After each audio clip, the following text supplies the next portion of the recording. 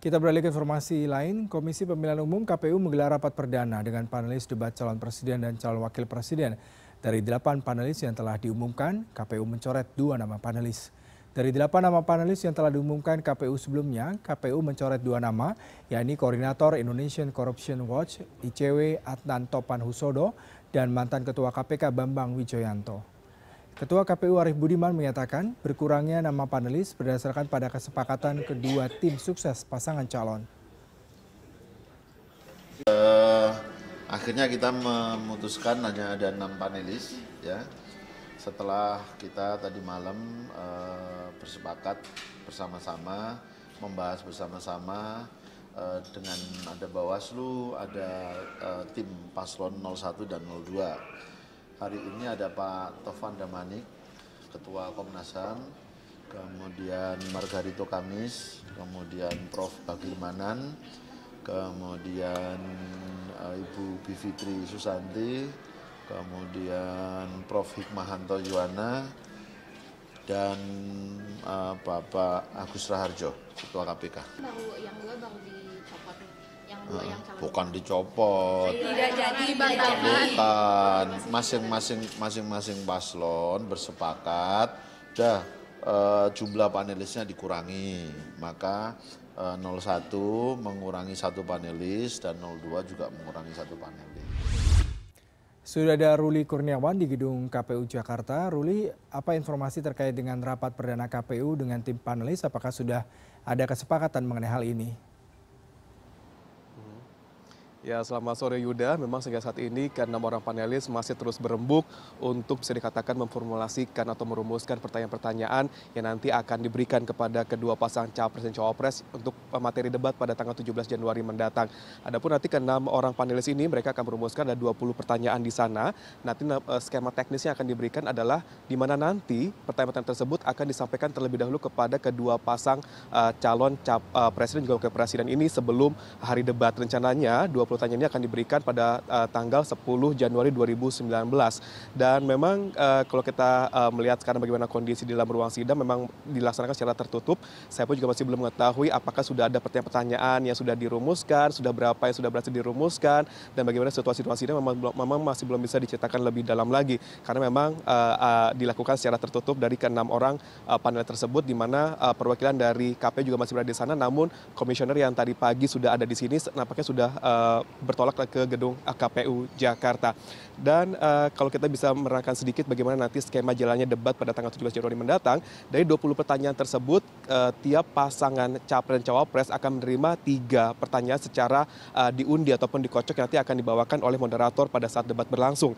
Di mana tiap segmen mereka akan menarik 1 pertanyaan yang sudah diberitahukan sebelumnya oleh panelis pada debat tahap pertama yang akan bisa dikatakan membahas mengenai masalah hukum, HAM, dan juga korupsi.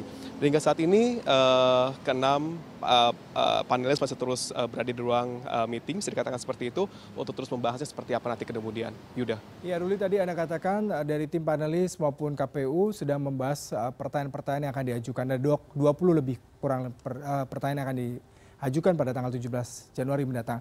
Lalu yang jadi pertanyaan, mengapa pertanyaan ini diberikan terlebih dahulu kepada panelis sehingga mereka punya cukup waktu untuk memberikan jawaban? Apakah ini bagian dari membantu mereka untuk memberikan jawaban yang lugas, yang taktis, yang strategis sehingga tidak banyak membuang waktu pada saat mereka melakukan live debat capres-cawapres pada Januari mendatang? Ya. Yuda, benar sekali, memang ini cukup pada debat kali ini cukup berbeda dibandingkan debat-debat calon presiden dan wakil presiden pada pemilu-pemilu sebelumnya. Di mana pemilu sebelumnya pertanyaan dari panelis ini baru akan diberitahukan, ditanyakan on the spot ketika debat berlangsung. Namun pada tahun ini cukup berbeda, di mana KPU akhirnya memikirkan bahwa lebih baik, bisa dikatakan seperti itu, bahwa pertanyaan akan disampaikan terlebih dahulu beberapa hari sebelum debat berlangsung, sehingga para kedua pasang calon dan capres dan juga cawapres ini mereka bisa lebih paham lagi, bisa lebih lugas lagi dan tidak kaget ketika dalam menyampaikan apa yang ditanyakan dan juga menjawab apa yang ditanyakan oleh panelis tersebut dan juga dalam menyampaikan visi misinya nanti. Karena menurut keterangan dari Komisioner KPU yaitu Pram Ubaid Tantowi mengatakan bahwa kemarin bahwa ada dua poin yang coba disampaikan oleh KPU dengan adanya sistem yang baru ini. Yang pertama adalah untuk menepis adanya isu-isu yang beredar karena dulu sempat ada beredar isu bahwa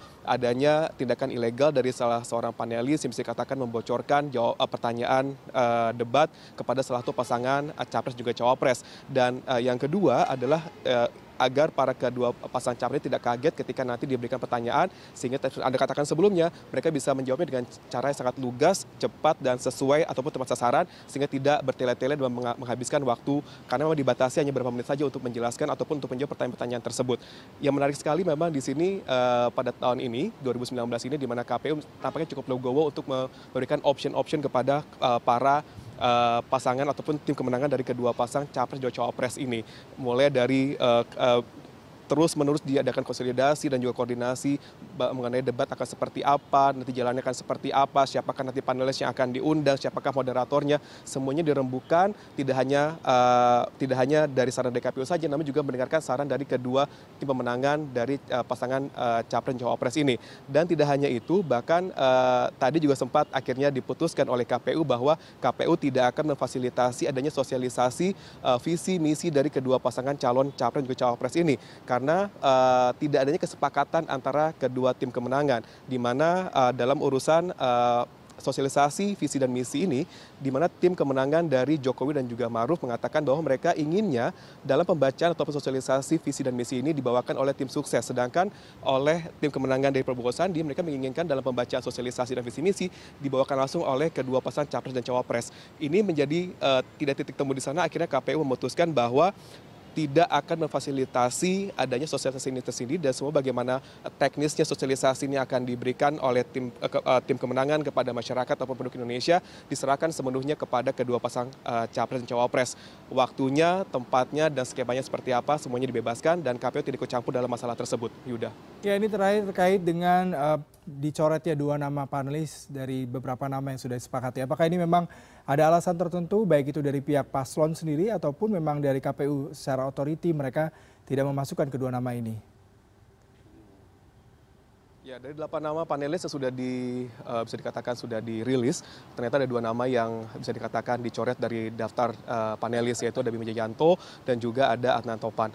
Dan dari 2 nama ini memang tadi saya sempat menghubungi Arya Bima, yaitu bagian dari tim kemenangan Jokowi Ma'ruf. Arya Bima mengatakan bahwa sempat bisa dikatakan tidak mempertanyakan ataupun tidak mensangsikan kredibilitas, keahlian, kemampuan ataupun kepintaran di Bambang Wijayanto selaku mantan dari Ketua KPK terkait dengan urusan hukum dan juga korupsi untuk bertindak sebagai panelis pada debat pertama ini. Namun yang dipertanyakan ataupun disangsikan oleh tim dari kemenangan Jokowi dan juga Ma'ruf ini sendiri adalah bahwa Bambang Wijayanto pernah menjadi bagian dari tim sukses Anies Sandi ketika bertarung pada Pilkada Gubernur lalu.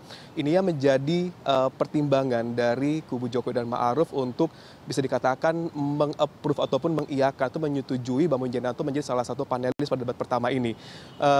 Namun mereka mengatakan, Arya tetap menekankan bahwa tidak mensanksikan kredibilitas, keahlian dan kemampuan Bambang Wijayanto harus dihadapkan dengan materi-materi mengenai hukum, HAM dan juga korupsi. Dan karena saya balik lagi sebentar lagi bahwa memang KPU sangat toleransi, sangat bisa dikatakan berkomunikasi dan berkoordinasi dengan kedua pasangan, kedua tim kemenangan ini, bahwa ketika ada bisa dikatakan ada tuntutan agar Bambang Wijayanto tidak menjadi salah satu panelis, maka ada juga tuntutan dari kubu yang lain, yaitu kubu dari Prabowo dan juga Sandi, yang akhirnya meminta satu nama juga dicabut seperti itu. Akhirnya Adnan Topan lah dipilih. Akhirnya nama Bambang Wijayanto dan juga Adnan Topan dicoret dari daftar panelis pada debat pertama ini. Yuda. Baik, Ruli Kurniawan, terima kasih untuk laporan langsung Anda. Selamat bertugas kembali, Ruli.